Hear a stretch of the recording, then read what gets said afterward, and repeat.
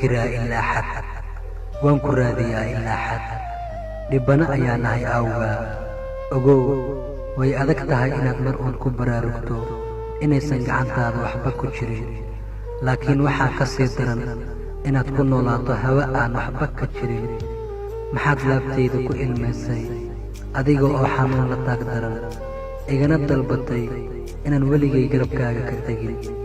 anna maxaan habeeno badan la gami waaye cishqiga aan kuu hayay ee miranaya qalbigayga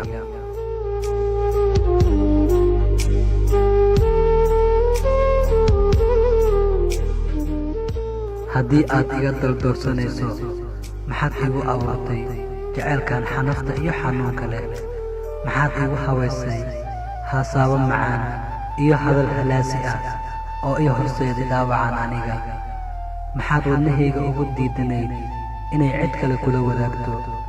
goortii aad hantiday qalbigayga huwatayna laabtayda maxaad u halaagaysay naftaydii taagta darneed muxuu beernugeelku kalgacaylkaagu i baday maxaa dartaa iyo ilaalintii axdigeennii doqon leegu sheegay dadkana ugu soocmay awgaa jacaylkii dhiiranaa ee guyaalka aynu dhisaynay dhibaatana aan u marnay dhammaadkiisii maxaad dhimashadan ula jeclaatay